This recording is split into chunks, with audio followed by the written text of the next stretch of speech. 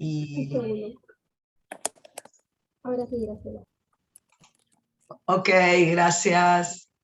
Es un gusto y un honor para mí, en nombre del foro de nuestra escuela, presentar hoy a Liliana Donsis. Liliana Donsis, analista, miembro de la escuela, AME y AE de nuestra escuela, y actual presidenta de la misma. Así que la verdad que es un gusto, Lili, presentarte. Y coincide con que hoy es la última presentación de nuestro foro, y en relación a eso iba a decir unas pocas palabras, porque es tiempo, momento de concluir realmente, de despedirnos de las actividades de este foro, que dará lugar a un nuevo foro. En momentos de concluir, seminario 25 de 1977, Lacan vuelve a los conceptos fundamentales. Este es el seminario que hemos elegido trabajar durante esta gestión en nuestro foro. Seminario Momento de Concluir. Lacan vuelve a los conceptos fundamentales, matemas, grafos, nudos y topologías de superficie, y ubica en el nudo las tres cuplas, en el nudo de 6. No hay relación sexual en los humanos, dice en la clase 4, y esto es lo que me ha conducido a hacer algunos nudos borromeanos, dice. Dibujo un nudo borromeo con 3 cuplas, repito, inhibición, pulsión, principio de placer inconsciente y real fantasma. Lacan, al final de su obra, no abandona los conceptos de los comienzos. Vuelve a los conceptos fundamentales y trabaja el enlace, la articulación entre conceptos y a la vez, subrayo, la tensión entre esos conceptos. Nos recuerda que se trata en un análisis de deshacer con la palabra lo que fue hecho por la palabra, y que el inconsciente es la hipótesis de que no se sueña solo cuando se duerme. Luego de 2 años de trabajo, la gestión de este foro, integrado por Silvia Amigo, Daniel Paola y Gustavo Cerezeski, y quien les habla, Graciela Jaciner, está próxima a concluir. Venimos realizando un trabajo que resultó de interés para miembros de la Escuela Freudiana de Buenos Aires y de la comunidad psicoanalítica del interior y el exterior del país. Desde el 2019, aún en tiempos de pandemia y acompañando a la actual comisión directiva, las actividades del foro se sostuvieron virtualmente. En una apuesta al deseo, al lazo entre colegas y al trabajo compartido, intentamos desplegar preguntas hasta donde pudimos, discusiones que nos habitan en la práctica de escuela y en la práctica clínica. Hemos tratado de leer y situar y propiciar discusiones de temas y cuestiones que interesan en la cotidianeidad de nuestra práctica y en el quehacer de nuestra escuela. Quiero agradecer en nombre del foro a los miembros de nuestra escuela que nos han acompañado en esta apuesta y a la gente de afuera de nuestra escuela que circuló, que estuvo, que trabajó con nosotros en el foro, del interior del país, del exterior del país, de otras instituciones, y que nos han acompañado en esta apuesta que, si bien incompleta, aportó tan diversas e interesantes lecturas, en un clima cordial de entusiasmo. Así que, momento de concluir, seminario 25, que también nos recuerda, obviamente, al nuevo sofisma, el acerto de certidumbre anticipada, donde concluir es el paso lógico que da libertad, gana en libertad.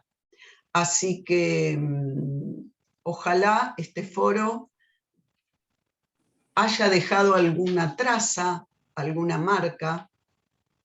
Quiero agradecerle a Lili el escrito que nos envió y que hemos compartido para la presentación de hoy, porque es un escrito que me parece que va al corazón del tema y que además nos donás algunas preguntas en eso que mandaste, Lili, que te las agradezco, y me conmovió mucho que el texto terminara con una cita a alguien querido, que es Tamara Kamensay. La verdad, te agradezco mucho. Siempre hay otras líneas, dice Tamara, siempre hay otras lecturas, siempre hay otras palabras. Vaya el homenaje de nuestro foro también a Tamara. Y gracias por traerla, Lili. Nada más. Lili. Adelante. Bueno, muchísimas gracias, Graciela, por la presentación que me honra y sobre todo honra a la escuela y a cada uno de los miembros que estuvieron presentes en el foro, de un lado y del otro de la pantalla, los que dicen, los que preguntan, quienes plantean, quienes intervienen. Entonces, en este espacio de diálogo, tal como lo menciono, que es un topos, teniendo en cuenta el seminario 25 de Lacan y los que anteceden, es un espacio para que circule la palabra, y creo que en estas, estuve contando las 12 reuniones de foro, en estos 2 años creo que fueron 12, pero podría haber una más, una menos.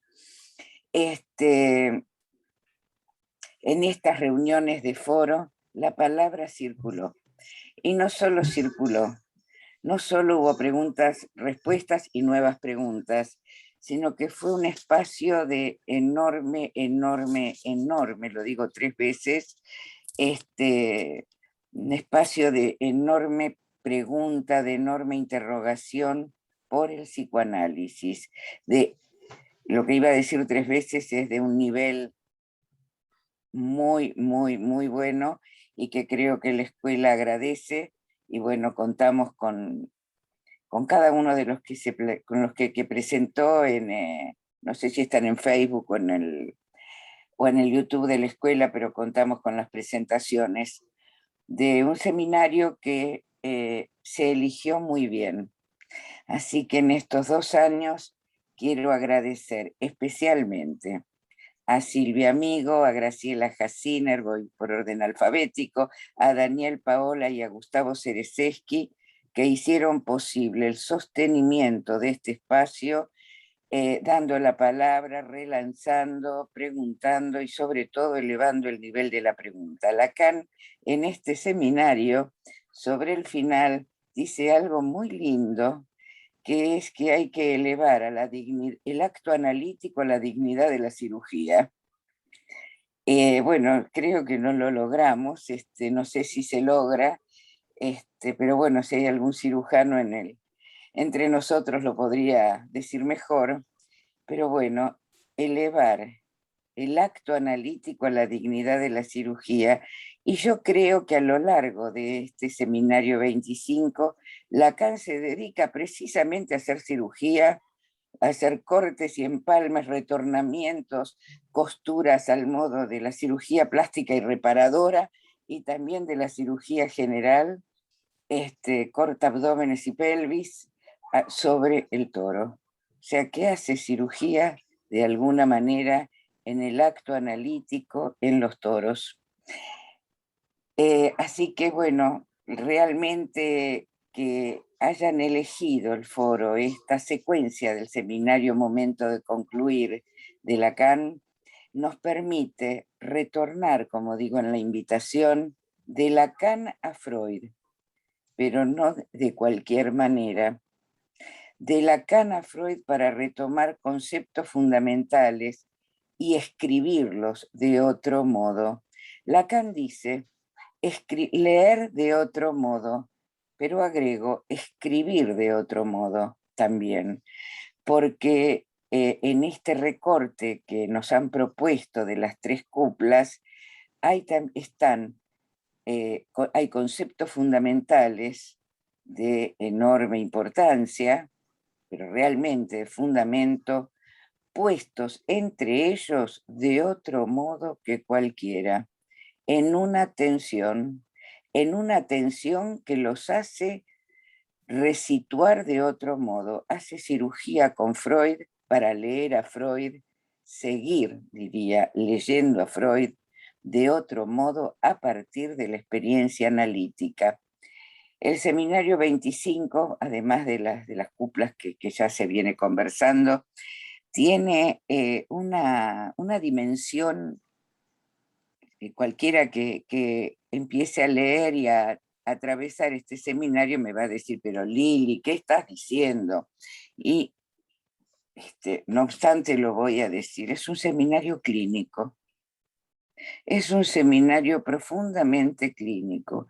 Es un seminario en el que Lacan trabaja psicoanálisis, aun cuando, para el lector desprevenido, como es mi caso, me haya encontrado una y otra vez con sesiones enteras del seminario dedicadas a dibujar, ilustrar, cortar toros, volverlos a unir, darlos vuelta, abrazarlos, y una serie de cuestiones matemáticas, lógicas, de geometría proyectiva, de topología de superficies, de nudos, cuestiones lógicas, y hasta con uno de con quienes estoy estudiando, y que creo que merece todo un seminario, este seminario en sí mismo, y no solo un debate, poner en consideración a Cantor con la topología. Hay que tener entusiasmo para hacer, entusiasmo y ganas y conocimiento, y ¿no? cierta sabiduría que Lacan tiene para poder en correspondencia toros anudados, retornados con la lógica de Cantor. O sea, que pone en consideración lo numerable y lo infinito. ¿Se pueden hacer infinitos borromeos? Creo que no. Tal vez podamos reproducirlos al infinito. Fíjense que comienza el seminario Lacan hablando de la eternidad. ¿La eternidad es equivalente al infinito? No lo sé. Dice que es un sueño, es el fantasma, es un fantasma de ausencia de tiempo. Y llamativamente es en este seminario donde Lacan, un poco más allá de más adelante, de lo que plantea respecto de las cuplas a las que me voy a dedicar, nos va a decir exactamente que hay 2 tiempos. ¿No? Esto es nuevo, que es lo que invito en la propuesta. Momento de concluir, así inicia el seminario. La eternidad es un fantasma, es cierto. Sexo y muerte es irreductible, ¿no? Verme dormir, verme borrar, como dice esa canción, es un fantasma, dice la eternidad. Pero del tiempo de mirar, comprender y concluir, que conocemos y del que no voy a extenderme, resitúa de esos 3 tiempos clásicos que siguen en pie, por supuesto, dice que hay tiempos en el toro y abre a la reflexión, al interrogante, sobre una temporalidad que por supuesto no es la de las agujas del reloj, no es el tiempo del relojero, ese era otro tiempo, sino que habla de 2 tiempos, el tiempo de la perforación y el tiempo del corte. ¿Qué es esto? ¿A qué nos conduce esos 2 tiempos? Lo dice un par de veces más adelante que en la reunión de las cuplas, después le puedo decir cuál el número de la clase, por si quieren releerlo, y plantea estos 2 tiempos, perforar y cortar. Yo me pregunto, lo comparto, ¿esos 2 tiempos no son acaso los tiempos posibles de las intervenciones del analista en un análisis. Un tiempo que ya no es solamente mirar, comprender, concluir, por supuesto, desde ya, sino también cómo perforar el decir. Vamos a pensar el decir como un toro. En un toro se perfora y se corta. Dos tiempos que ni siquiera tendrían que ser secuenciales. Lo único que es secuencial, ¿no?, en la cuestión de la topología, en topología, lo ha dicho Pablo Amster en una de las clases que nos dio este año, creo que en la de junio, y que está en el YouTube de la escuela, en el espacio de YouTube de la escuela, que lo podemos escuchar. Dice: la trenza, a la que Lacan también alude en este seminario, la trenza tiene pasos, es secuencial, pasa un hilo sobre el otro y cada uno de esos cruces es una secuencia. Fíjense que Lacan está hablando de secuencia y no de paso de tiempo, es decir, está hablando de operaciones. Y a mí me parece que todo este tiempo de la enseñanza de Lacan, que no es el ultimísimo, sino que es, yo diría, en honor a Isidoro, a Benjamín y a cada uno de ustedes y a la escuela, que es el retorno de Lacan también a Lacan y a Freud. Con lo cual pasamos en esta temporalidad de corte, uno podría decir corte y empalme, sí, pero perforación y corte en el transcurso de un análisis, como pasos de un análisis, ¿no? Después lo voy a retomar cuando, si no me lo recuerdan, cuando en la cupla trabajemos Real Fantasma. Ahí podremos advertir más claramente esta secuencia. Bien. Momento de concluir. Graciela recién lo decía cuando hablé, creo que fue con Silvia y con Daniel, Silvia Amigo y Daniel Paola, que me hicieron de algún modo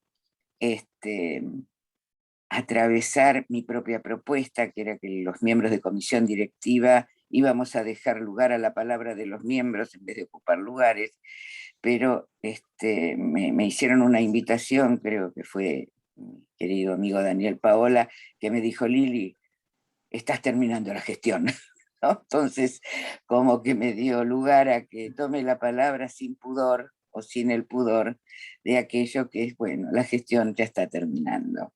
Momento de concluir. Con todo lo que eso supone. ¿Qué hizo Lacan en este seminario con los conceptos freudianos, tal como lo venía situando? Que los conceptos freudianos y lacanianos, fantasma, pulsión, inconsciente, principio de placer, inhibición real, ahí estamos más con Lacan, ahora están inmersos en el espacio. Y esto es de lo que da cuenta la topología, de la inmersión en el espacio de ciertos objetos, en este caso los toros. Superficies, trenzas y también nudos. Nuestros dibujos, estos que yo preparé uno a mi manera, que después lo voy a retomar, porque todavía no aprendí a compartir pantalla. Ya voy a aprender próximo.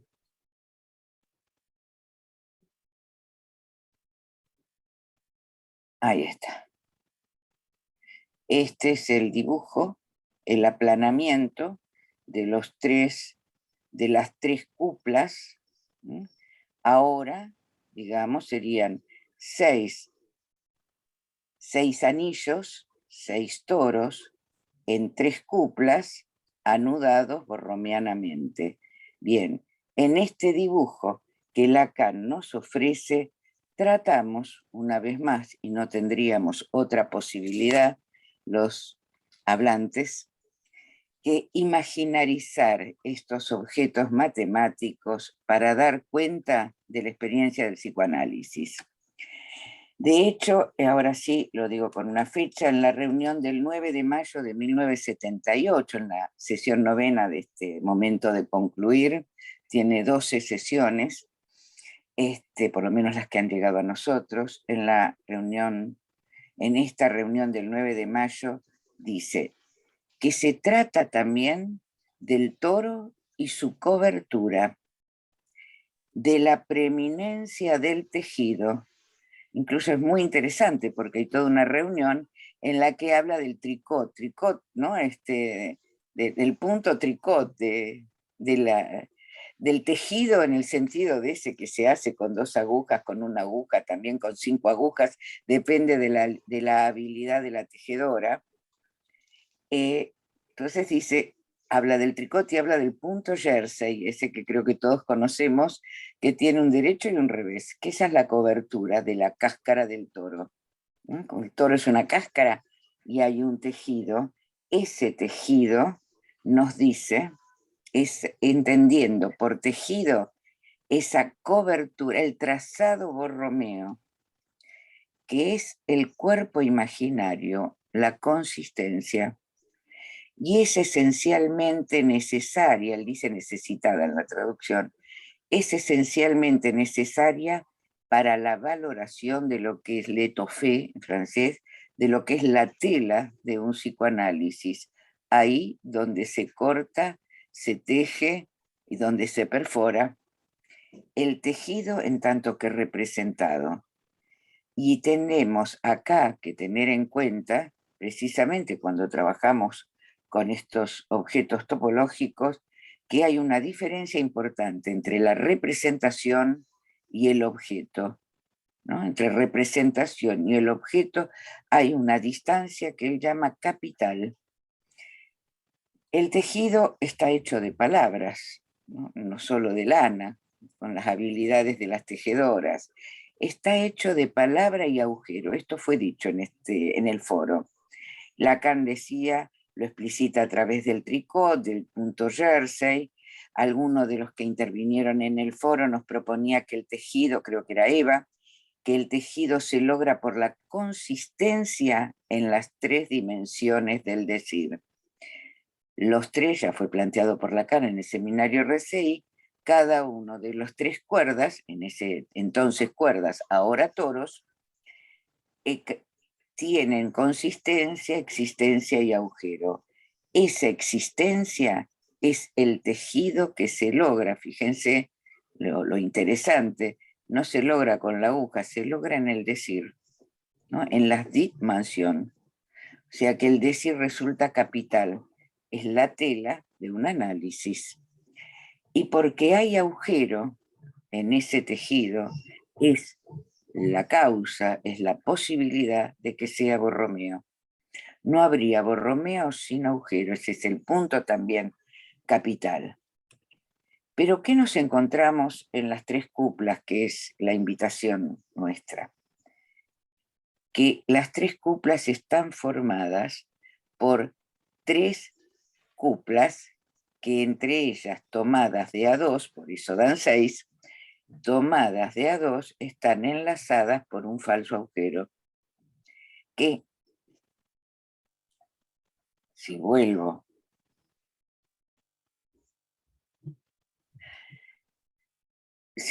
al gráfico, acá las vemos en términos en un dibujo de rectángulo, pero podemos situar que cada uno de estos rectángulos, ahora voy a mostrar, es una cupla, o sea que son 2 toros anudados, ahora lo voy a mostrar de otra manera, por un falso agujero que a su vez, al situarse, al anudarse, ¿no? De A3, son 6 cuerdas, o 6 toros, anudarse de A3, cada uno de estos, de las cuerdas dobles, de las cuplas, están en tensión, pero hacen un borromeo si se hace bien el borromeo, al escribirse de A3. Ahora tengo la posibilidad de mostrarles.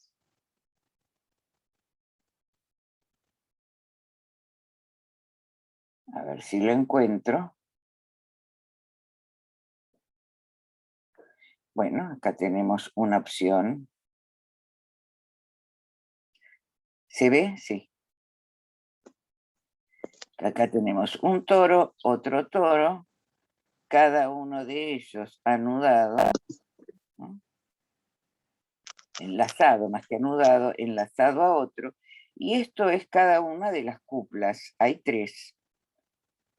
Cada cupla de a 2, 3 por 2, obvio, da 6, ¿no? Entonces, en cada una de ellas se escribe, por ejemplo, si escribiera aquí fantasma, aquí real, es decir, recién se comentó también que hay una tensión entre ellas que al mismo tiempo giran para un lado diferente, ¿no? Y en el mismo momento poniendo en tensión es cada una de estos toros aquí enlazados. Volveré sobre esto. Después, en todo caso, lo volvemos a ver. Es por un falso agujero que permite sostener las cuplas de A3, que en verdad son 2 en 2, es decir, 6, y se logra así el borromeo de 3. Las cuplas se anudan de a 2 toros, produciendo una fuerza, podríamos hacerlo así, produciendo una fuerza que tensiona a ambos toros, teniendo 2 movimientos opuestos. Creo que en la primera reunión Daniel Paola y Pablo Amster lo pusieron, digamos, en relación a la física, que tensionan al mismo tiempo y en un mismo movimiento. Bien, estas son las cuplas. En cada una de ellas se escribe 2 conceptos fundamentales articulados entre sí, pero podríamos decir en una tensión que permite girar para distintos lados. Avanzo. Lacan retorna a lo imaginario en este seminario, no solo porque nos hace dibujos de toros, sino porque Lacan retorna a lo imaginario, pero para situar que hay una alianza radical entre imaginario y real, por una parte. Plantea de modo riguroso que el cuerpo hablante, el cuerpo que dice, que carecemos de recursos realmente para distinguir esta alianza entre real e imaginario, y al mismo tiempo no hay modo de escabullir el cuerpo, la sexualidad y el lenguaje, y esto seguramente a causa del lenguaje que hace que el hablante mantenga un cuerpo sexual o su cuerpo sexual. ¿Qué quiero decir con esto? ¿Qué estoy planteando?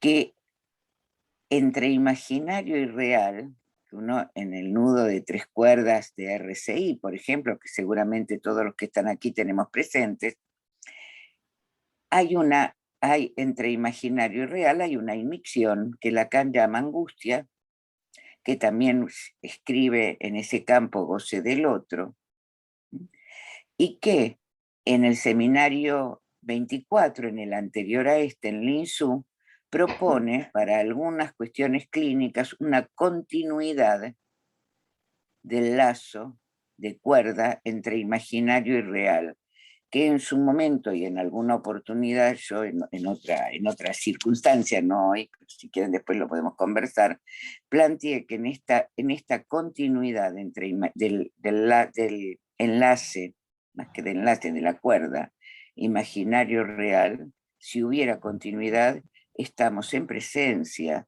de ciertas irrupciones en un análisis vinculadas, por ejemplo, a la alucinación o al autismo.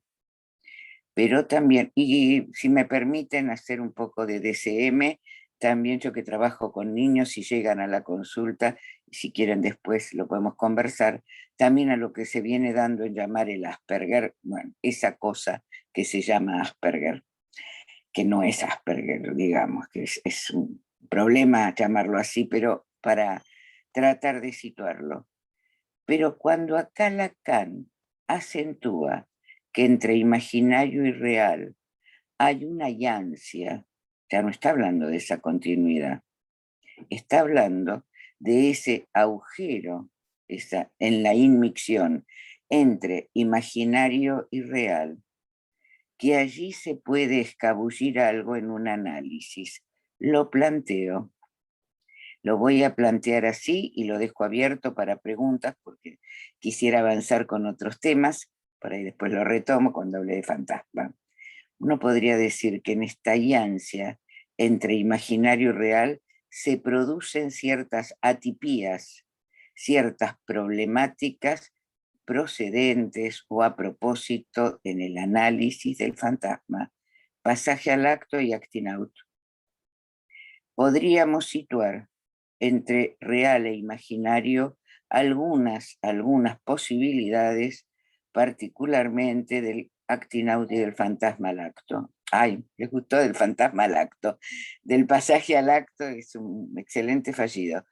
Del fantasma al acto, entre real e imaginario, allí donde la escena propuesta, posible de imaginarizar, donde la inhibición no toca lo imaginario, la escena posible de imaginarizar cae en lo real, produciendo un deshacimiento de la escena y generando un pasaje al acto en el cual el sujeto queda identificado al objeto, el objeto A, que está, como bien sabemos, en el triple agujero del RCI.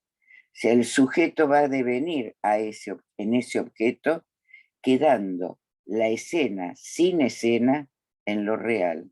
Y ahí tenemos cómo puede haber un salteo por vía del fantasma o por vía, recién dije, del fantasma al acto, me gustó mi propio fallido, del fantasma al acto. Bien, esto nos viene a plantear nuevamente que por vía del lenguaje y tal vez a causa de la herida del lenguaje, de la herida de la Lalangue, tal como lo escribí en la propuesta, la Lalangue hiere la carne, pero en el pasaje al acto, esa herida de la lengua queda subsumida a una identificación absoluta al objeto sin escena, sin fantasma, en lo real.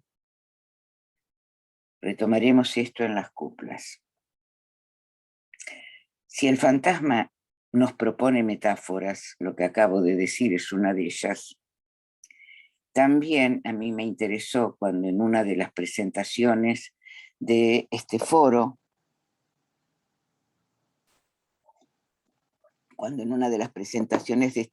creo que entre otros lo planteó Alejandra Rodrigo, dice, si estamos en presencia de esta escritura topológica como una metáfora, después lo retomo, y dice, ¿cuál es el límite de la metáfora?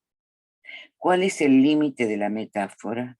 Y uno podría decir lo real. Bien, ¿cómo se anuda lo real a la metáfora? ¿Cuál es el límite de lo real? La topología de la que Lacan se sirve, me gustaría aclarar, no es lo real, sino que escribe, es una escritura que escribe, o que al menos intenta o intentamos, escribir lo real de la estructura. Lo más cercano, nos dice Lacan, lo más cercano o lo más próximo, no me acuerdo bien, a la estructura son mis redondeles de cuerda anudados. Lo más próximo a la estructura no dice que es la estructura, es lo más próximo.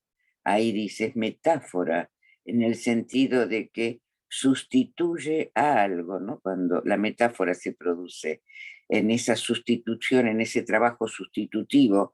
Claro, la metáfora es particularmente simbólica e imaginaria. La metáfora podría producir sentido, pero Lacan en esta propuesta de las cuplas, en la cupla fantasma y real, nos dice que hay un límite al sentido que puede ofrecer el fantasma en lo imaginario, en lo real. El límite es lo real, y cuando recién comenté esta cuestión del pasaje al acto, ahí advertimos claramente que el pasaje al acto, el límite del pasaje al acto, es lo real donde se desvanece la escena del sujeto, incluso se desvanece la escena, lo digo a mi manera, se desvanece la escena lenguajera.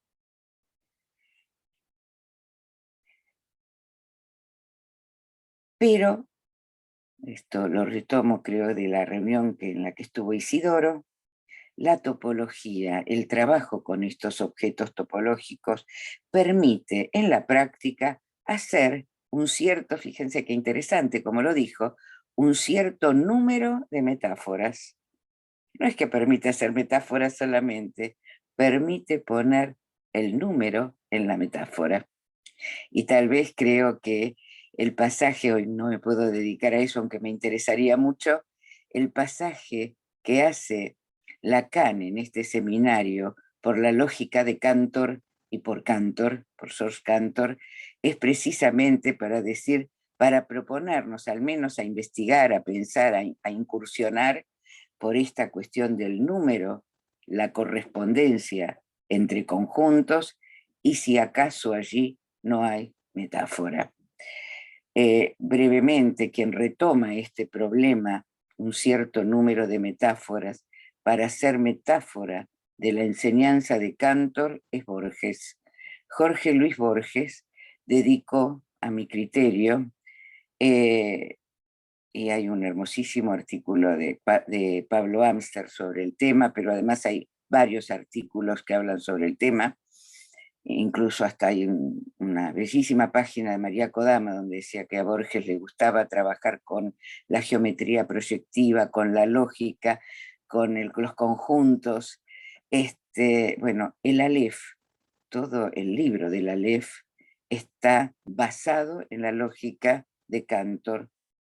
Cuando en el Inmortal, que es los Inmortales, que es uno de mis favoritos, trabaja la cuestión del infinito y el infinito y lo inmortal. Dice que, claro, lo inmortal no se puede decir, no tiene lenguaje, no tiene vida, y él dice, prefiero morir el personaje, ¿no? Para vivificar en la letra.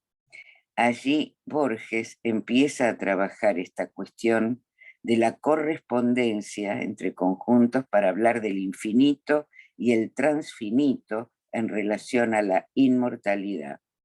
Pero en ese libro también, en el Aleph, culmina con el cuento, el Aleph, con ese agalma que encuentra, creo que se llamaba Julio Argentino o algo así el personaje, encuentra que el agalma, que él llama el Aleph siempre pensé que era la letra hebrea, y lo sigo pensando, la primera letra hebrea, pero no es para Borges solamente la primera letra hebrea.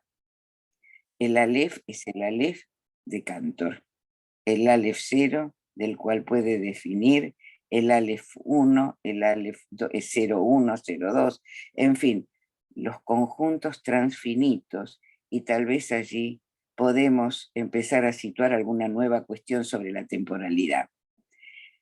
Entonces, la topología, y les digo también la lógica, nos permiten trabajar con el número y la metáfora.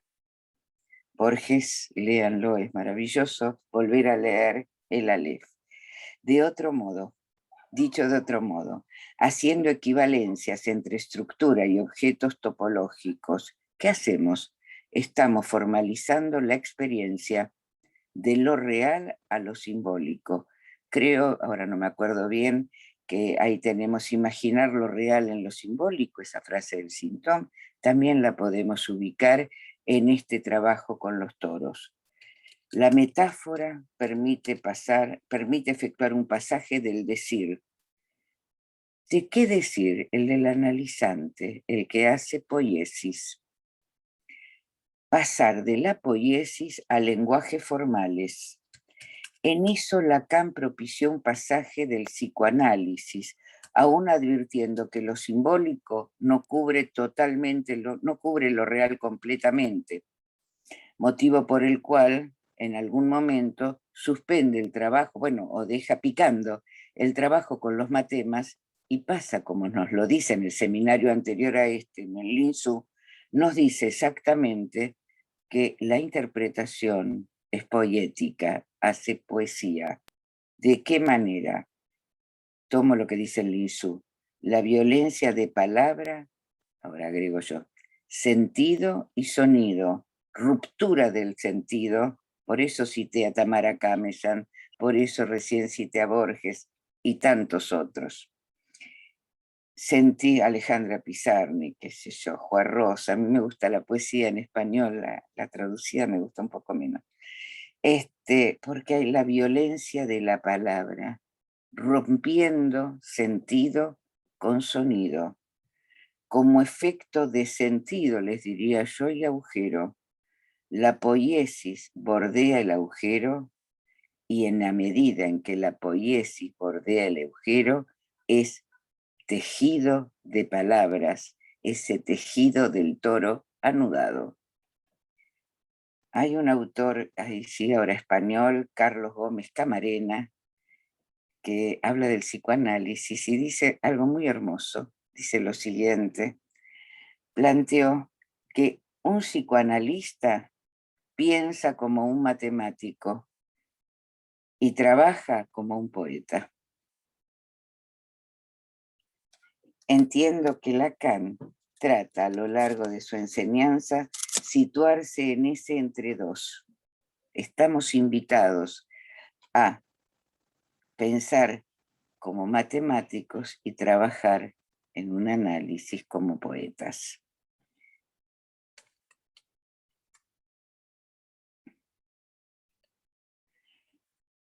Leyendo y trabajando la cuestión de las superficies tóricas presentada como nudos tóricos en abrazo, retornados, para trabajar las identificaciones en el seminario anterior, en Linsu, me pregunto, y creo que nos hemos preguntado más de una vez, ¿por qué Lacan pasa de las cuerdas al toro?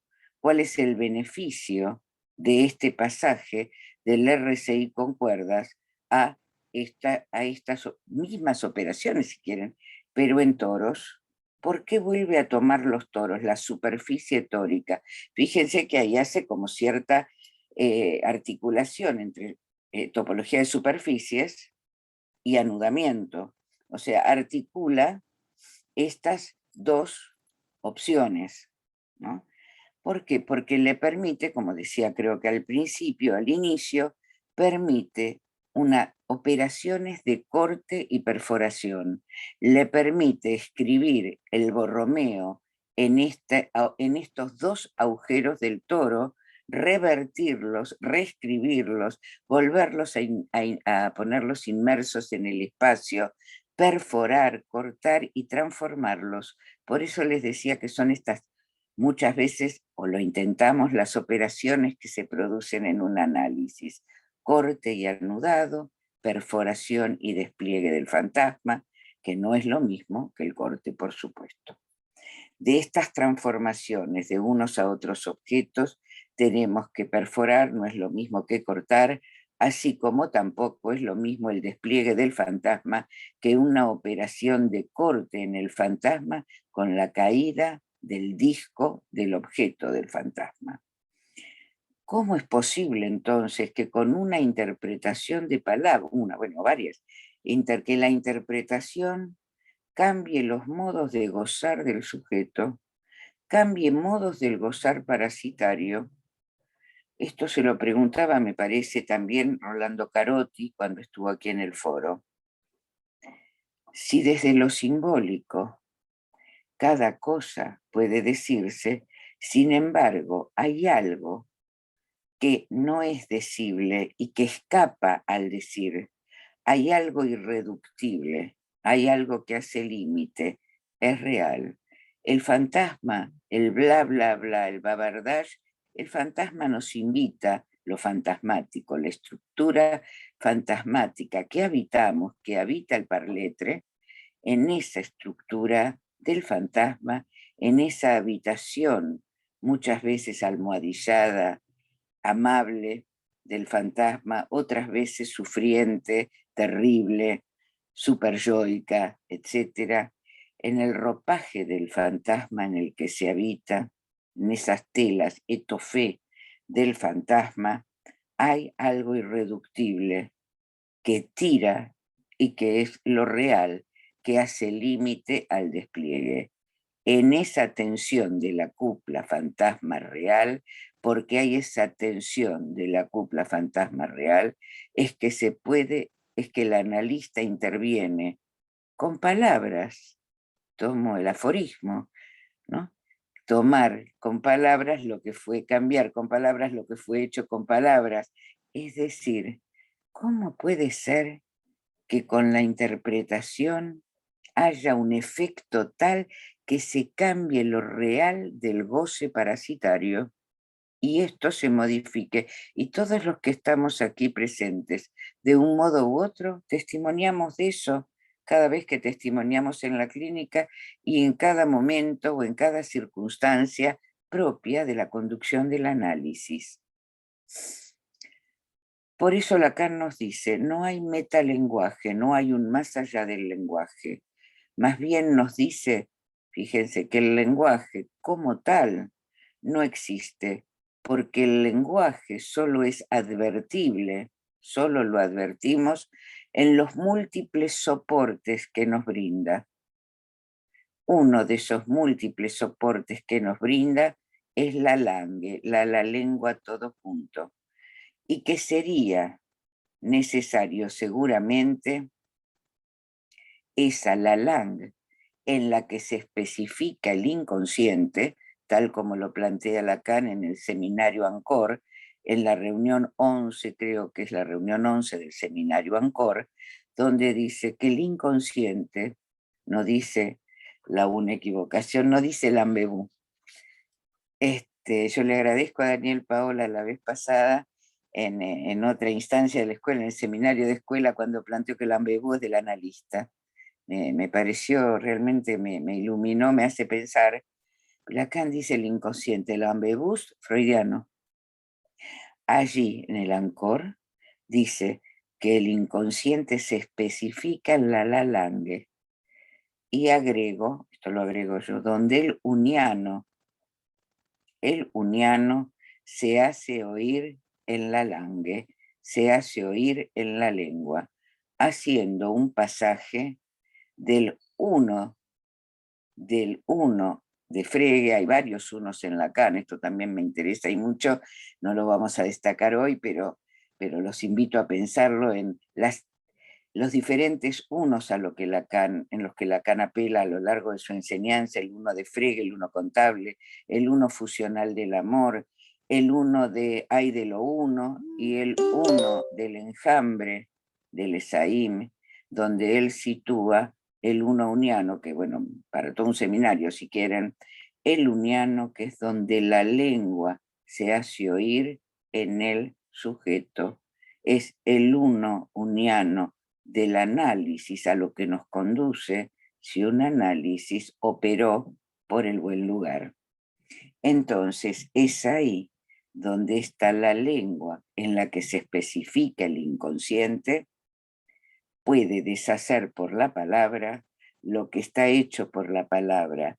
Es dicho de otra manera, la lengua en la que se especifica el inconsciente, poética, poiesis, retomo acá en el seminario, esa poiesis, ruptura de sentido, ¿no? Con palabras, con un decir, con la fuerza de la palabra, con lo sonoro de la palabra. A mí me gusta la literatura, la poesía. Juan Forn, fallecido también, un grande, fallecido recientemente. Juan Forn tiene un trabajo muy lindo, donde dice que él discute y pelea con las palabras y que de eso surge, yo lo voy a decir a mi manera, surge su la langue, inconsciente, ¿no? Y herido por la langue, donde la langue se hiere la carne, y ahí la langue hace su oficio. Es allí donde interviene, no interviene por el lado, tomo la cupla del principio de placer, tomando el principio de placer como el otro polo, la otra cupla de este Borromeo de 6, el que estamos invitados a trabajar. ¿Por qué Lacan pone inconsciente? Yo digo, tome el inconsciente freudiano a mi criterio, me puedo equivocar, pero lo podemos conversar. Tome el inconsciente freudiano y lo hace tensión con principio de placer. ¿Qué quiere decir eso? ¿Qué quiere decir en un análisis? Bueno, doy una pequeña idea, puede ser discutible, conversable. La pequeña idea es principio de placer en Freud y en Lacan, que no lo dice, me parece, a lo largo de su enseñanza, principio de placer, homeostasis. Homeostasis, principio de placer quantum energético y también repetición de lo mismo. Lacan plantea del principio del placer dos escenas de ese más allá del principio de placer. La repetición de lo uno, que puede traer una novedad, un paso nuevo, un nuevo significante. Ahí podría ser tensión inconsciente y principio de placer y repetición, pero también esa repetición de lo mismo sin ninguna novedad, que podríamos situarla como principio de placer, ese que sin más allá, simplemente ese equilibrio donde la poiesis pone en movimiento y la cupla, principio de placer, principio de placer, podría decir, detiene. ¿Acaso no son estas las operaciones, vuelvo a decir, que se realizan en un análisis, corte y empalme, para que de la repetición el inconsciente produzca un significante nuevo? Tratando de bordear el agujero, por supuesto que sí. Y también situamos estas operaciones inconsciente, inconsciente principio de placer, invitando a un despliegue del decir analizante, despliegues ahora con la otra cupla, fantasma real, que por la vía del fantasma no operan como corte y por ende transformación, lo que está hecho con la deshacer por la palabra, lo que está, no hay transformación de goce, sino que es despliegue, abanico, movimiento, con la misma escena en repetición, en este tironeo para el otro, digamos, en contra, si puedo decirlo así, de la poética inconsciente.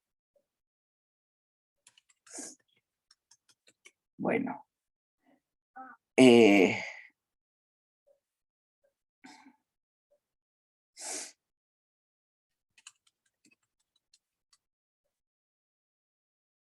esto ya está. Voy avanzando porque si no el tiempo no va a alcanzar. El analizante, voy a citar a Lacan para hacer un puente. El analizante, dice Lacan, habla, hace poesía, y es precisamente una escritura que hace metáforas. El analizante habla, el inconsciente poético dice, hace metáforas, esto ya lo comenté recién, esas metáforas, ahora Lacan dice, son materia. Yo recordaba que en la conferencia de Ginebra, que es un poquito, unos 2 años antes de este seminario, Lacan plantea la diferencia entre palabra y mot, como materialismo, ¿no? Las mot materiales. El analizante hace metáforas y materia con lo mot material, con la material, y agrega, porque articulando inconsciente y fantasma, agrega fantasma del cuerpo. ¿Cómo del cuerpo? Del cuerpo agrego, del cuerpo pulsional. Vamos entrando en la otra cupla. Fantasma de cuerpo. ¿De qué cuerpo? Le pregunto a Lacan. Y él responde, el cuerpo coloreado por el fantasma de la sexualidad. y su distancia con el sexo, con lo real del sexo. Cuerpo coloreado en el análisis por el fantasma de la sexualidad, por aquello, le voy a decir según el planteo del seminario del 64, la transferencia es la realidad del inconsciente. Ahora no me va a salir. Bueno, la realidad del inconsciente, puesta en acto de la realidad del inconsciente, que es real, que es sexual, podríamos agregar, pulsional. Realidad del inconsciente. Hoy diría, real en cupla con el fantasma. Ponen en danza, en movimiento, la poética del inconsciente para que la repetición traiga una contra al principio del placer, al lo mismo, a la mínima tensión. Pero el fantasma es pulsional, pone en juego la pulsión y su distancia con lo real del sexo.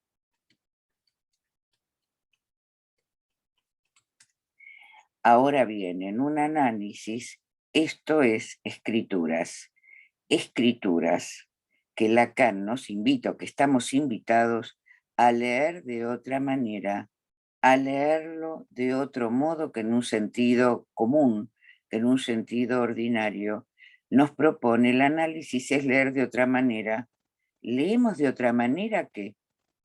Leemos de otra manera gracias a las perforaciones, a las reversiones, al retorno y a los cortes que hacemos muchas veces sin darnos cuenta que son operaciones topológicas que se pueden formalizar. Por ejemplo, en la escritura, ¿no?, de toros, que es lo que hace Lacan con el nudo escrito en toros.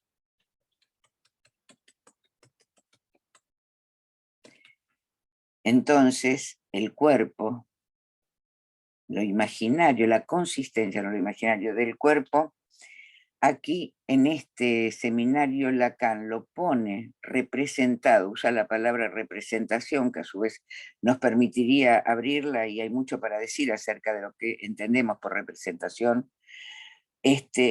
Lo propone como que lo que se representa es el fantasma del cuerpo. Y dice, lo fantasma del cuerpo es lo extenso de Descartes. Pero resulta de que el fantasma está coloreado, lo extenso, la res extensa, si eso fuera cuerpo, está coloreado por la sexualidad. Como planteaba en la propuesta, decir concierne escritura, efectos, equívocos y apunta hacia el sexo. Y el sexo es un decir. La sexualidad no es lo mismo que el sexo. El sexo es un decir. Y me animo a decir es una letra. Lo abro un poquito. Hace un par de semanas, no muchas, en nuestro país, voy a tomar algo jurídico, no puedo evitarlo, me interesa profundamente, esto que proponen las ciencias jurídicas, a veces en la práctica, en nuestro país, seguramente en otros lugares también ya lo hay, un documento, el documento de cada quien, hasta hace un tiempo, tenía dos letras, M y F, ¿no? Y ¿cómo se llama? Juan Pérez. Sexo, no dicen sexualidad, sexo, M o F, una letra, se distingue por una letra. Ahora se ha incluido una tercera letra, la X. Sexo, alguien puede escribir la letra M, puede escribir la letra F, o puede escribir o puede marcar la letra X. X no es un nuevo sexo, es una diferencia de letra entre M y F.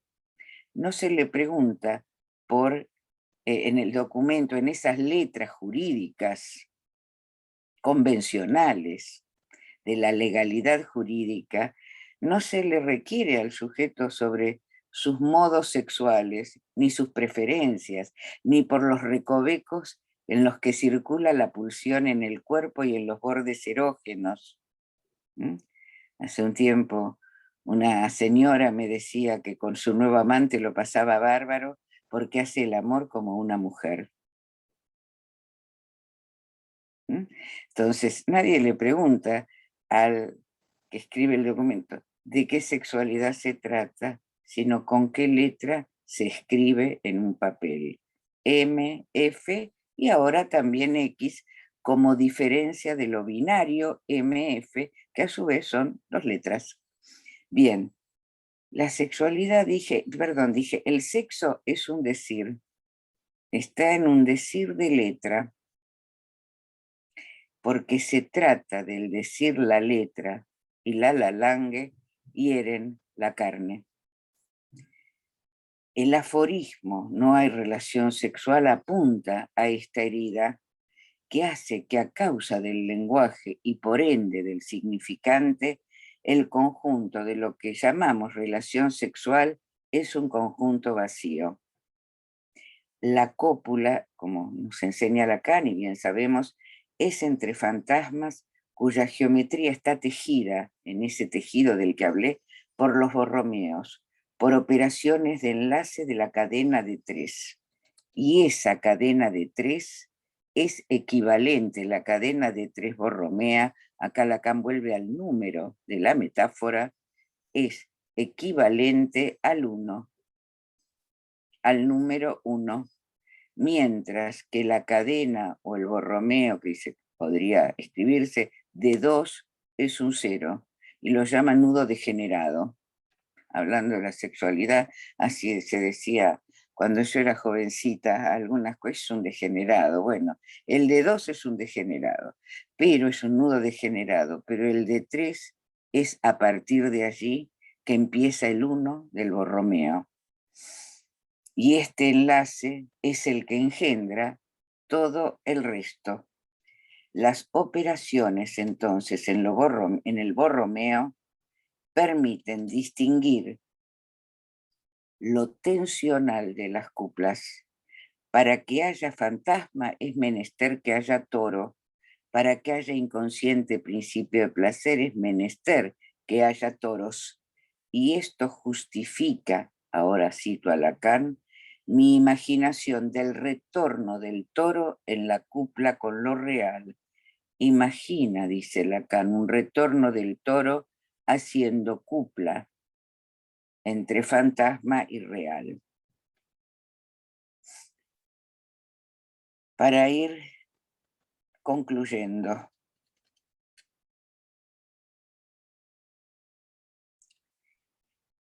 lo que el analista zanja, corta en este corte, que es una de las modalidades de trabajo con el toro, lo que el analista hace es corte. Participa entonces de la escritura, y esto es precisamente que el analista puede hacerlo porque hace equívoco. Vuelvo a lo que planteó Daniel Paola la vez pasada, no sé si estarás de acuerdo, Daniel, pero bueno, yo lo entendí así, podés decirlo distinto. El analista participa de la escritura porque él equivoca entre el decir y la ortografía, entre el decir y el escrito. Si el analizante hace escritura en su decir, el analista en su operación, en la interpretación, intervención, en sus distintas modalidades, equivoca la ambigú, si quieren, en la ortografía. ¿Por qué? Porque tajea, corta, perfora, anuda. Y aquí me parece que es importante esto de las distintas temporalidades, que decía yo, la distinta temporalidad, el distinto tiempo, entre corte y perforación. Lo voy a decir con las palabras de Borges, ya que lo cité hace un rato. Borges dice que soñamos en simultáneo todas las escenas en una misma escena. Hace un poquito soñé con Maradona, ¿no? Y yo decía, ¿pero qué hace Maradona, no, en mi casa? En fin, era un día muy particular para mí. Entonces, soñamos, dice Borges, en simultáneo, poéticamente.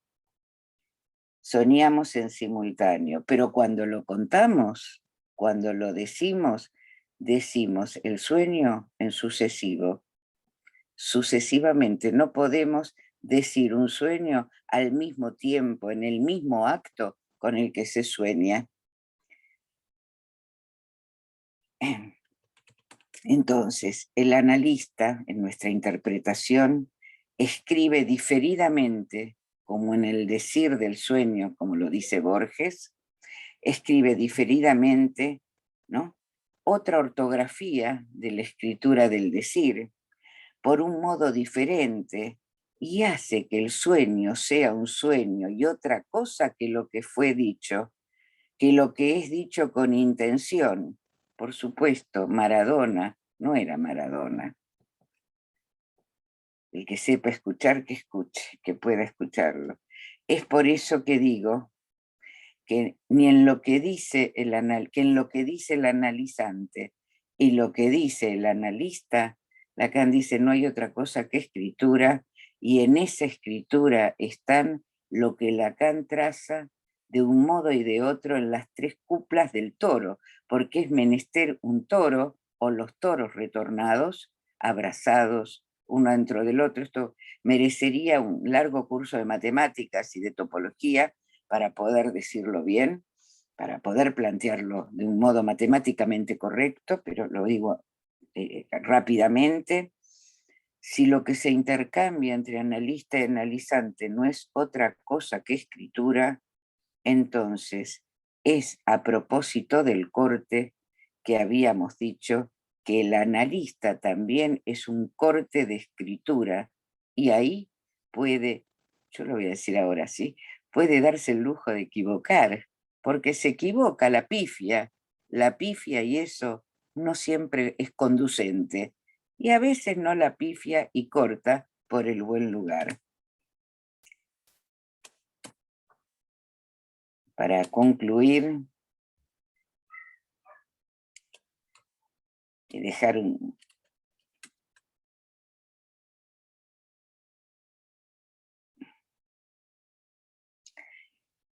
Inconsciente, principio de placer en esa cupla.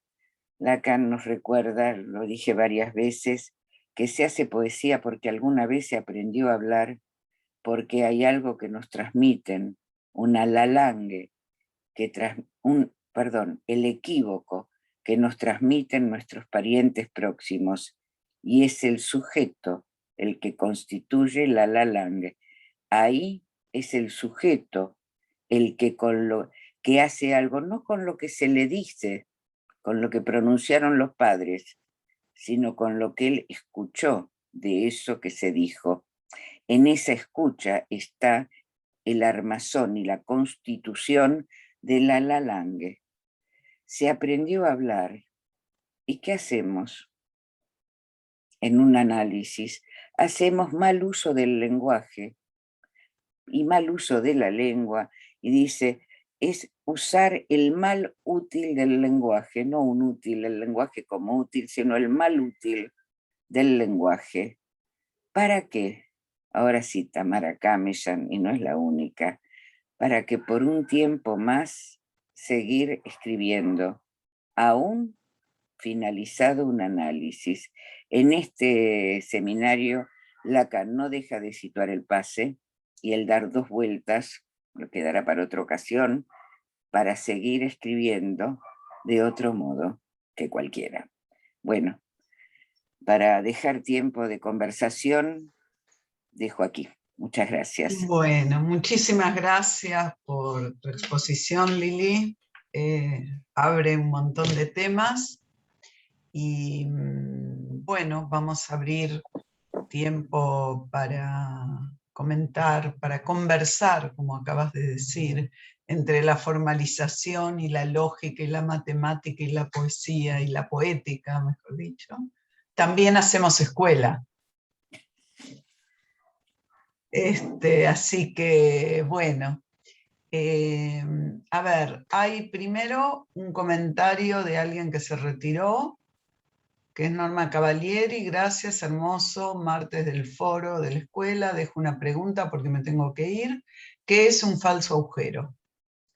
Porque me pierdo la respuesta, lo voy a seguir investigando. Bien. Después les cuento, está Daniel Paola.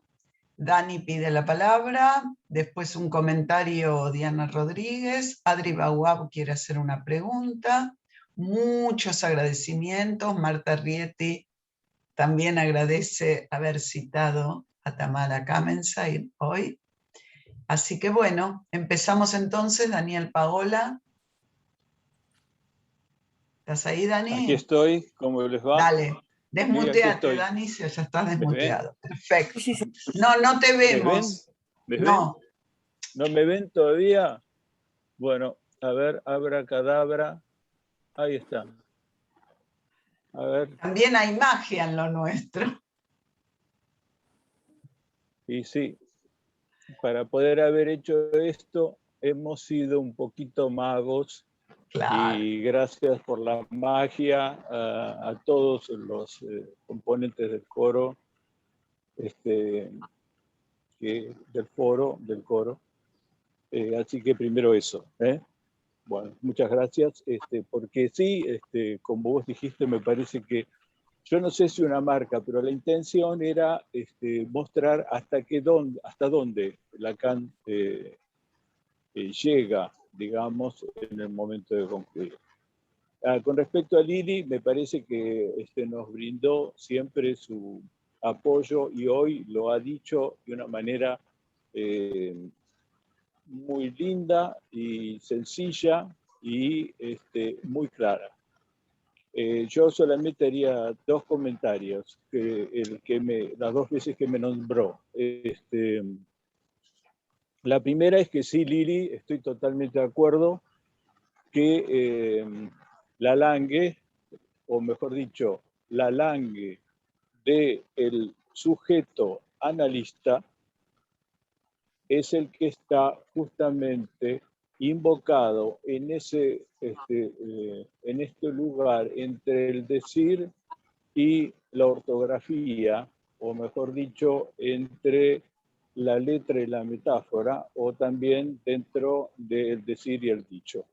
Ahí es donde se produce el equívoco, porque somos fundamentalmente incautos. Me alegro muchísimo de que lo pueda seguir diciendo. Soy incauto.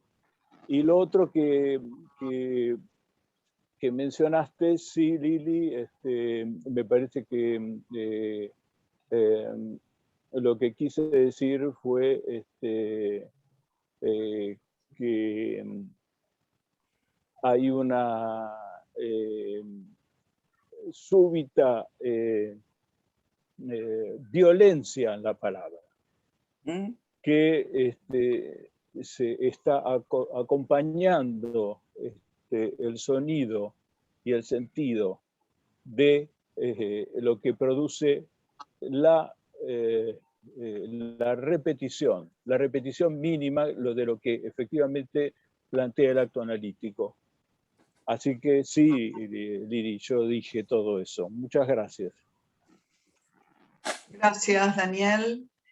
Bueno, a continuación, Diana Rodríguez. Luego, Adriana Baguab, Patricia Lejac, Rosa Bej, que hizo un comentario que después una pregunta, y Irene Gil. Sí, Diana. Bueno, buenas tardes a todos. Bueno, Lili, gracias. Qué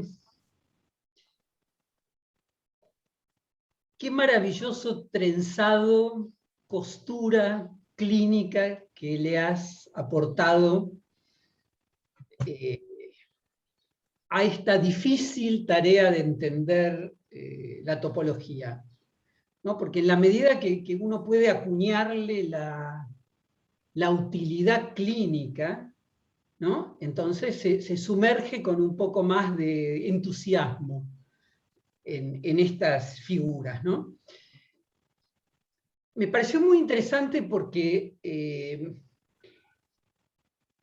ubicás, uno de los ejes que ubicaste a partir de la clínica de niños, porque citaste autismo, Asperger, pero yo diría de una importancia relevante en la clínica de los que atendemos adultos, cuando hablas de la inmixción de lo imaginario en lo real, ¿no?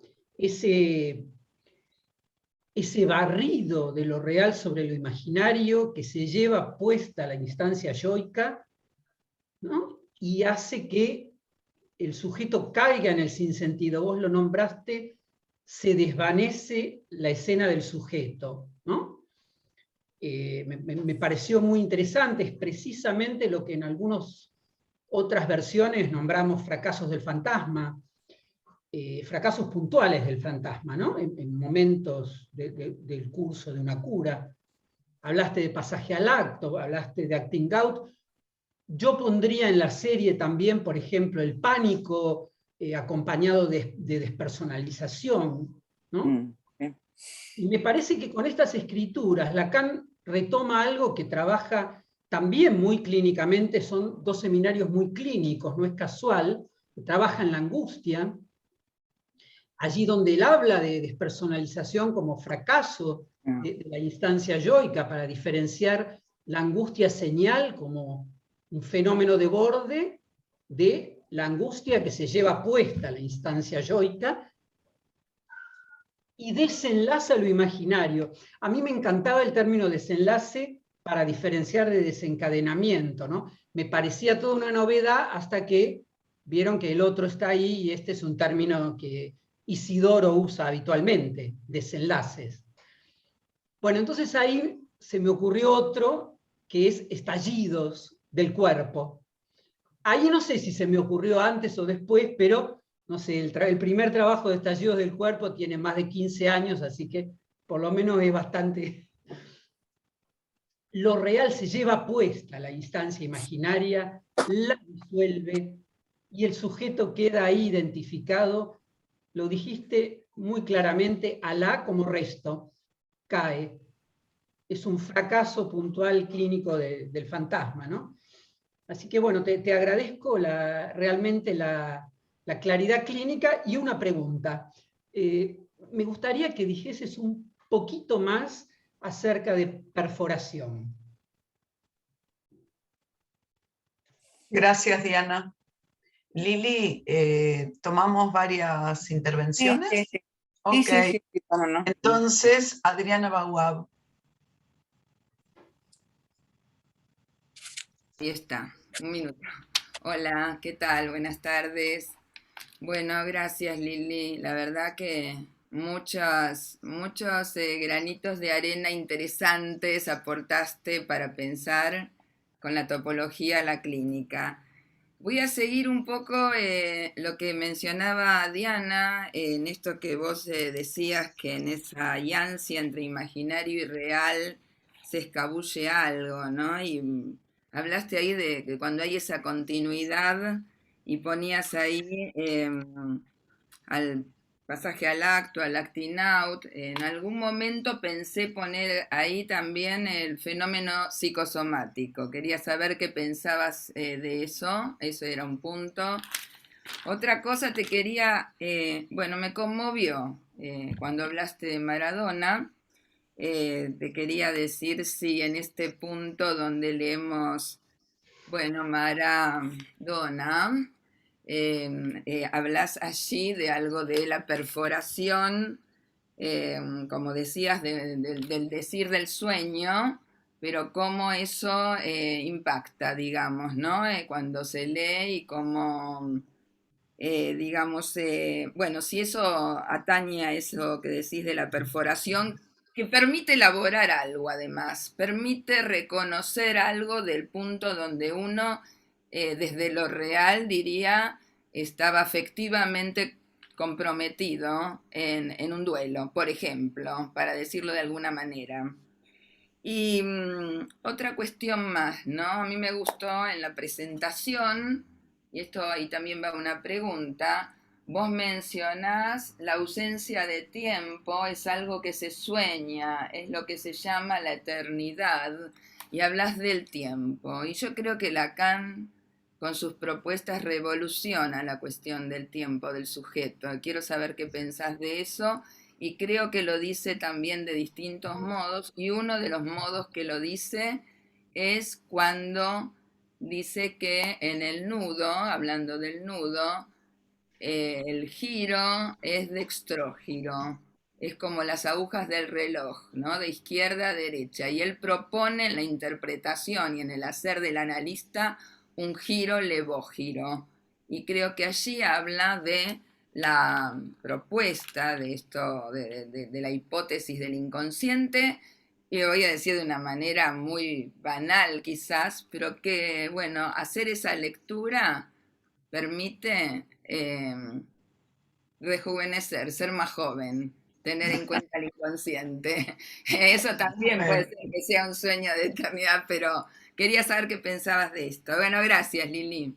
Gracias. Bueno, gracias Adriana. Patricia Leyac. Sí, sí, sí.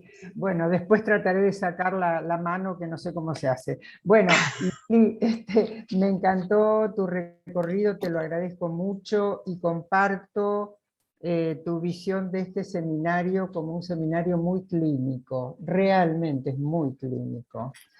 Entonces te quería hacer dos preguntas, hay un montón de cuestiones, pero me voy a situar en dos preguntas. Cuando vos trabajaste el tema del pasaje al acto, ¿no? Como una identificación del sujeto al objeto donde se desvanece la escena, ¿no?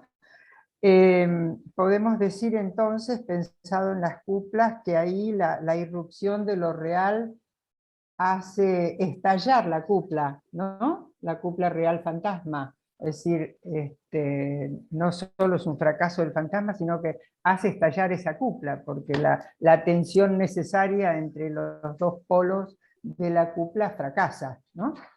Bueno, pero te quiero preguntar algo más, bueno, que me interesa específicamente. Vos mencionaste algo que también a mí me iluminó muchísimo cuando habló Dani la vez pasada, que fue el situar l'individu del lado del analista, ¿no? Que, bueno, abre una posibilidad novedosa de pensarlo, ¿no? Y dijiste en medio de tu exposición que, bueno, cuando el analista se equivoca, cuando hace una patinada, decís vos, y dijiste, o cuando hace equívoco, la pregunta sería entonces la siguiente: ¿es lo mismo cuando el analista hace una patinada que cuando hace un equívoco significante? Digo, ¿serían cosas que están en una sucesión o tienen algo diferente? Porque a mí me parece, cuando uno pregunta, en general tiene armada alguna respuesta. Te digo lo que yo pienso, a ver si estamos de acuerdo. Como que hacer equívoco podría ser esto de escribir diferidamente, como dice Lacan, ¿no? Qué sé yo, cambiar el orden de los significantes, jugar con alguna palabra, apuntar a la enunciación, en fin, todas formas diferentes que tiene el analista de escribir con la interpretación. ¿Es lo mismo hacer eso, hacer equívoco, que equivocarse? No sé, te pregunto. Bueno, muchas gracias, Lili. Bueno, Una pregunta más y entonces retomamos. perfecto, sí. A ver. Rosa B. Rosa, ¿querés hablar? Porque escribiste la pregunta. ¿Por qué la langue y no la lengua? Muchos agradecimientos a tu exposición, Liliana, muchos agradecimientos al foro por este tiempo de trabajo, y listo. Y te doy la palabra a Liliana, porque después hay más gente que quiere comentar o preguntar. Te aclaro lo que pregunté, en verdad. Sí, Rosa, ¿qué tal? Realmente que se junte el seminario con el aporte en lo clínico me parece fantástico y fundamental para nosotros. Ahora, le quería preguntar a Lili simplemente, porque ella dice la langue, como si pusiera la leo adelante, en lugar de la langue. Me llamaba la atención por qué tanta la. Si es musical por ahí. Gracias, Rosa. Liliana, ¿vas a responder o comentar algo ahora? Sí, Y sí, voy después, a tomar algunas, dale. algunas cuestiones. Creo que se volvió a preguntar en 2 oportunidades lo mismo. Y voy a retomar lo de la patinada que preguntó Patricia, como para empezar. Después veo lo otro, a ver si lo puedo responder en este momento. Seguramente, el otro día alguien me dijo que patinaba como, como si caminara sobre un pan de manteca. Es decir, se desliza mal, se puede caer, ¿no? Pero me parece interesante que podamos nosotros hacer esta observación o esta diferenciación entre equivocar y patinar, como si fuera ahí una pifiada, ¿no? La pifiamos. Lo que no sabemos y no podemos aventurar es si esa patinada no resulta en ocasiones una intervención eficaz. Okay. No lo sabemos. Ahí sí, el APRECUP domina la escena. Por otro lado, por otra parte, podemos decir, uy, qué buena intervención. Y bien sabemos que puede pasar de largo o producir más tarde. Entonces entiendo que por el buen sesgo, la intervención, la interpretación por el buen sesgo, es aquella que produce eficacias, que puede hacer algo con el goce y que en este punto estamos más en la contingencia y el azar, yo digo a mi manera, en su cupla con lo necesario, pues la contingencia es exactamente el otro polo que lo necesario. Y sin embargo, en la contingencia hace ruptura de sentido, genera algo nuevo y tiene eficacia. Me parece que porque es contingente es impredecible. También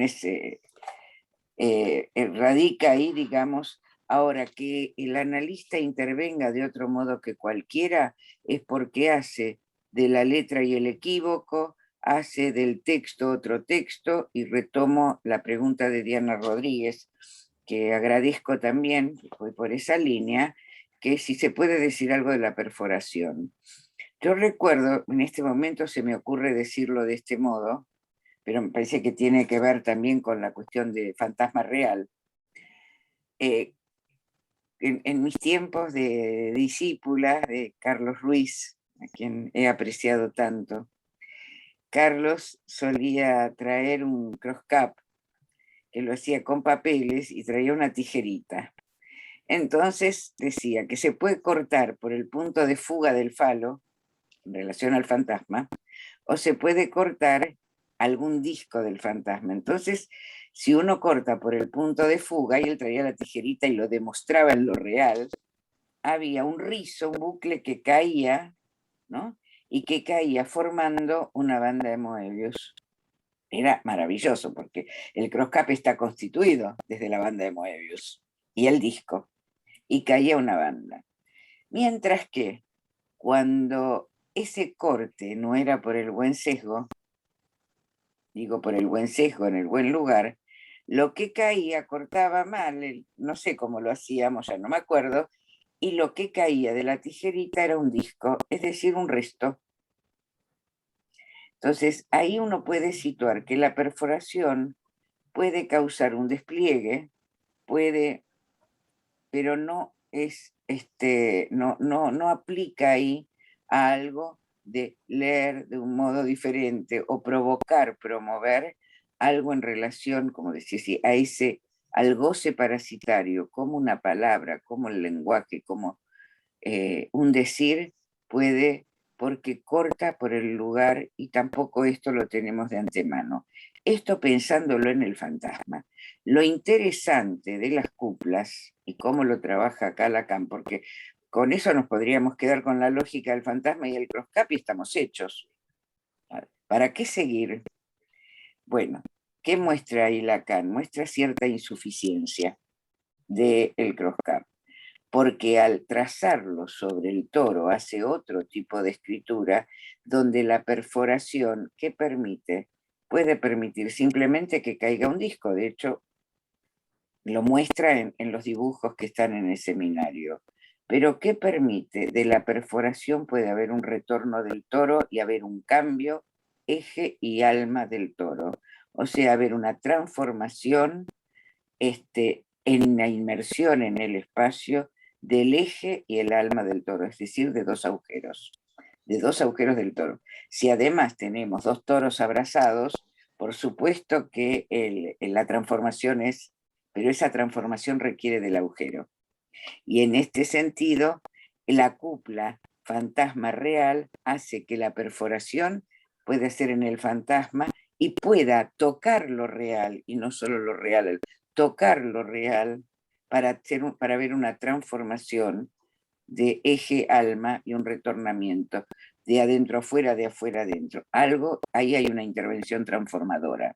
Por eso digo que no es tan simple ni tan trivial la perforación que se hacía en el cross-cap, que deja un resto, un disco y punto, sino que en el toro permite una transformación entre eje y alma, en los dos agujeros del toro. Esto por un lado. Y por otro, que creo que vino un par de veces la pregunta, Adriana Bagua, Adri, te la agradezco, además, la cuestión de actina o pasaje al acto. Estoy trabajando en esto, porque me resultaba interesante pensar que hay transformaciones de goce en un análisis. Me parece interesantísimo, porque si no, ¿para qué alguien se analizaría sino para transformar eso? Decimos, la estructura es irreductible, el escritor, sí, es cierto, incluso el neurótico, citamos a Lacan, es irreventable, pero no por eso deja de haber transformaciones para seguir escribiendo de otro modo, para gozar de otro modo, para deshacer con muchas maneras, algunas más lindas que otras. Entonces, ahí tenemos una situación, y Adriana también lo preguntó en relación al acting y a la psicosomática. Yo creo que el acting lo pienso exactamente en esta cupla fantasma real de otro modo. Si pienso el pasaje al acto como lo real, Diana lo dijo muy bien, invadiendo, irrumpiendo en lo imaginario y deshaciendo, por así decirlo, lo imaginario, me parece que en relación al acting, la operación es inversa. En lo que debería ser yancia, espacio, agujero, inmicción por el agujero entre real e imaginario, cuando lo imaginario invade lo real, tenemos la escena en lo real. Esa escena, ¿a dónde? En relación al goce del otro, tal como escribió Lacan en RCI. Esa invasión en relación al goce del otro pone en acto o en acting una escena que está destinada a la transferencia sin análisis, porque si hubiera análisis, algo ahí se transforma, pero no, es la puesta en escena del fantasma en absoluta, yo diría, también de desvanecimiento del sujeto, pero sobre todo en increencia del sujeto. El sujeto en el acting está al otro, en una mostración al otro, es buscando que haya una transformación donde lo simbólico vuelva a la escena, donde algo se diga allí donde solamente hubo puesta en acto, sin transferencia, puesta en acto, y ahí lo imaginario invade lo real. O sea, donde lo que podría ser yancia, espacio, inmicción, queda reducido en un caso a lo real y en el otro, en el caso del acting, a lo imaginario en escena. Yo lo vengo pensando así, vengo probando, digamos, estas ideas, para lo cual la cuestión de pensar los goces en toros me viene bien, porque puedo jugar a cortar, pegar, cortar, perforar, y la perforación no es trivial. Bien, entonces, si puedo pensar la cuestión de lo psicosomático, la verdad que yo diría, sí, podría pensarlo, lo digo muy provisoriamente, Adriana, muy provisoriamente, más bien recordando un texto que escribí en otro tiempo, que es donde hay letra, no es que haya ni solo escena imaginaria o haya irrupción de lo real, hay letra y hay cuerpo, en el sentido de que hay consistencia, no estamos en un sin consistencia, hay consistencia, existencia y agujero, pero no hay lectura de la letra, y en ese punto el cuerpo, Pablo Capdeville a veces dice puro orgánico, puede ser, a mí me parece bien de que plantearlo como que es la letra en el borde, orillando un borde, sin que haya suficiente simbólico que haga lectura de eso y que lo pueda llevar a goce fálico, que lo pueda llevar a real, a simbólico y real, real simbólico. De ahí esa inmixción, uno podría decir, estamos invitados en el acting, y también, ¿por qué no?, aunque no sea un acting, en algunos fenómenos psicosomáticos, no todo cuerpo es fenómeno psicosomático, porque existe la conversión histérica. Estamos invitados a que algo de esto se sitúe en esa inmixción simbólico o en un corte en relación a, si lo pensamos, inconsciente principio de placer, que lleve a, digamos, que pueda hacerse escritura y lectura del inconsciente, o sea, por el lado de lo simbólico. Y te agradezco tu lectura del duelo, efectivamente, tiene que ver con el soñante de Maradona, por supuesto que está ahí exactamente, en donde, puedo decirlo, no me importa, se puede reconocer perfectamente de qué estoy hablando, que me invitaba Maradona a que corte un pedacito de su tela, que haga una perforación, que corte un pedacito de una pieza de tela, una ropa que traía. Y efectivamente los que participamos de la Grey judía, bien sabemos que en el sepelio se corta un pedacito de tela de la ropa del deudo, del pariente, no del amigo, pero podría ser del amigo también. O sea que Maradona, por supuesto, uno se levanta a pensar, ¿por qué habrá aparecido Maradona por mi casa? Porque quería que corte yo un pedacito de tela. Y ahí también es una perforación que convoca al adentro afuera a los dos, a una transformación en relación a la reversión del toro y su escritura.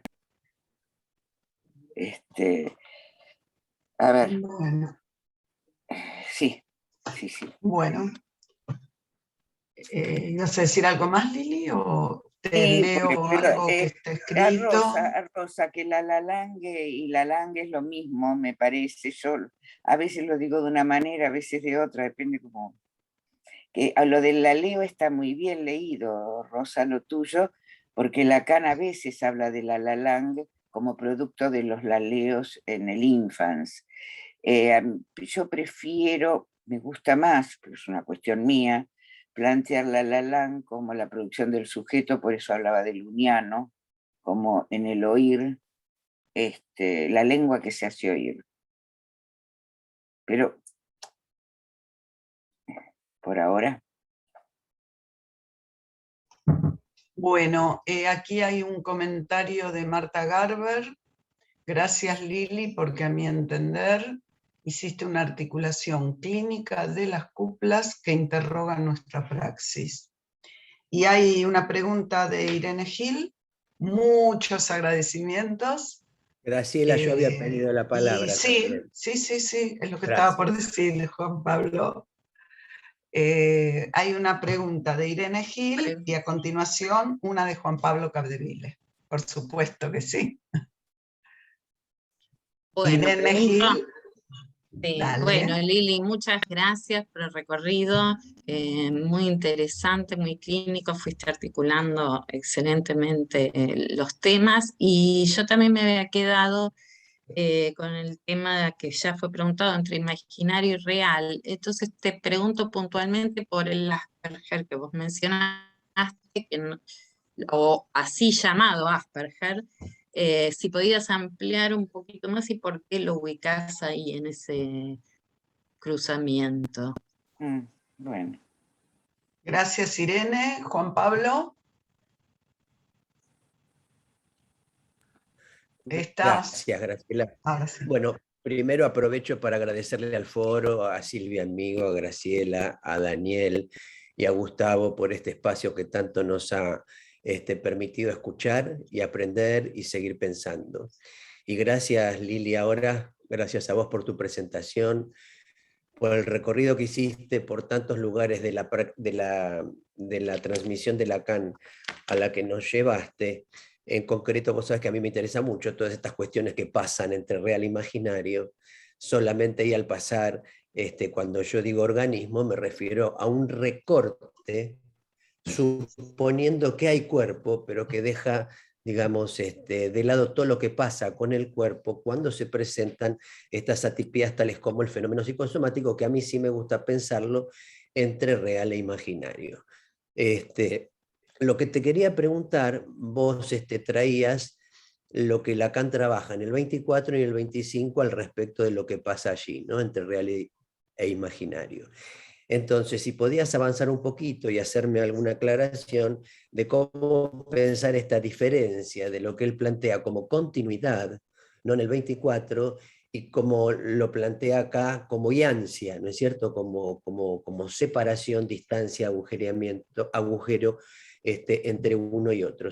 Así que, bueno, a eso te convocaba si podías ampliar un poquito más esta diferencia entre continuidad en el 24 y ansia en el 25. Muchas gracias. Bueno, para ir culminando. Sí, hay dos comentarios. ¿Querés que los lea antes, Lili, o contestar? Dale. ¿Sí? Sí, Bueno, Graciela. Cristina Ochoa, gracias, Lili, por tu lectura que acentúa la dimensión clínica y el retorno a Freud. Subrayabas que Lacan explicita la iancia entre imaginario y real, la iancia entre topología y estructura, entre lo real y lo que se escribe de lo real, en esa línea. Si hay tiempo, me interesaría, si podés desplegar, cómo lees que lo uniano de hace oír en la Lange. Se hace oír, será, en la Lange. Bien, eso era, y Estela Durán, que dice,